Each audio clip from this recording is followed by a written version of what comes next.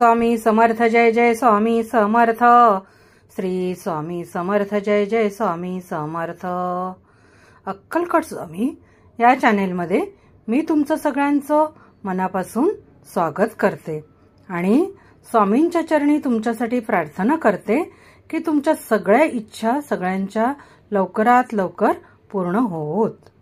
माझ्या प्राणप्रिय स्वामी भक्तांनो, आपण जेव्हा सत्पुरुषाकडे जातो तेव्हा आपल्या मनात वासनेचा चिखल असतो. आपल्याला त्या सत्पुरुषांकडून काहीतरी हवे असते. तो वासनेचा चिखल आपण प्रथम आपल्या वासना देहातून काढून मग स्वच्छ करायला हवे. आपले मन स्वच्छ करायला हवे. तरच सत्पुरुष आपल्याला जे काही प्रसाद म्हणून देतील ते स्वीकारायला आनंद वाटेल. कारण सत्पुरुष तुम्हाला सर्व काही मनापासून देतो, परंतु त्यासाठी मन प्रथम वासनारहित व्हायला नको का? वासना ही नेहमी करीत असलेली साधना नष्ट करते. हे सूत्र लक्षात ठेवा. मन स्वच्छ आणि निर्मळ झाल्याशिवाय साधना पूर्णत्वास जाणार नाही. अक्कलकोटहून जवळ असलेल्या लोहगावी बापूराव कुलकर्णी नावाचे एक गृहस्थ राहत होते. त्यांच्या मानेला कंठासी एक छिद्र पडले होते. त्यामुळे काय व्हायचे की खाल्लेले अन्न आणि पाणी त्या छिद्रातून बाहेर पडायचे.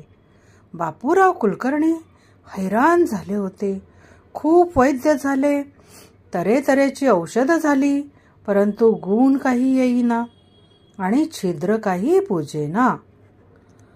म्हणून ते एका ब्राह्मणाला घेऊन गाणगापुरास आले. ब्राह्मणाकडून गुरुचरित्राचे वाचन करविले. 6 पारायण पूर्ण केले. 7व्या दिवशी त्यांना स्वप्न दृष्टांत झाला की गणपतीच्या मूर्तीची रोज नित्य नेमाने पूजा करा. गणपतीची पूजा करा रोज. त्याप्रमाणे बापूराव गावी परतले आणि गणपतीची नित्य पूजा करू लागले. मूर्ती छोटी होती. रोज मूर्ती हातात घेऊन ते घरातल्या घरातच प्रदक्षिणा घालायचे. एक दिवस हातात मूर्ती घेत असताना मूर्तीला लगटून असलेला साप पाहून त्यांच्या हातून मूर्ती खाली पडली. त्याबरोबर त्या मूर्तीला लगटून असलेला साप पळाला. मूर्तीला काहीच झाले नाही. त्यामुळे बापूंना समाधान वाटले. आश्चर्य म्हणजे त्या दिवसापासून बापूंना बरे वाटू लागले. मानेचे छिद्र हळूहळू बुजू लागले. एके दिवशी त्यांना पुन्हा स्वप्न दृष्टांत झाला की परमेश्वराचे गुण वर्णन करणारे अभंग लिहा आणि ते नित्य आळवा. बापूरावांना प्रश्न पडला की अभंग लिहायचे कसे? आपल्यापाशी कवित्व नाही की प्रज्ञा नाही, परंतु तरीही त्यांनी जमेल तसे काही अभंग लिहिले. आश्चर्य असे की अभंगाची शेवटची ओळ कशी लिहायची हा त्यांच्या पुढे प्रश्न पडला होता. त्यामुळे शेवटचा चरण पूर्ण होईना. पुन्हा दृष्टांत झाला की आत्ता अक्कलकोटी जा आणि श्री दत्तावतारी स्वामी समर्थांना शरण जा, म्हणजे कार्य पूर्ण होईल. बापूराव कुलकर्णी लगेच अक्कलकोटला गेले. स्वामींना साष्टांग नमस्कार घातला आणि बाजूला उभे राहिले. स्वामींनी बापूंना जवळ बोलावले.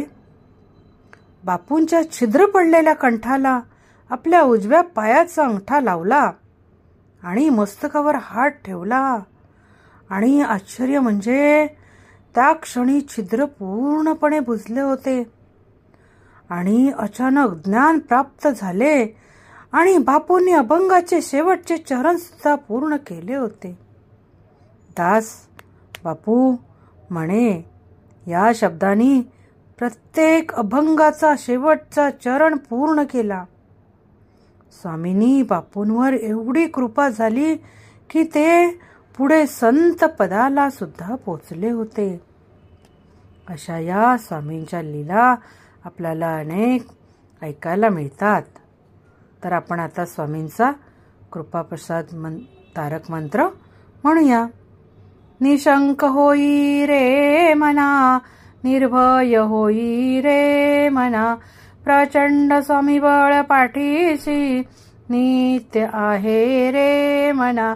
आतर्क्य अवधूत हे स्मरणगामी, अशक्य ही शक्य करतील स्वामी, अशक्य ही शक्य करतील स्वामी.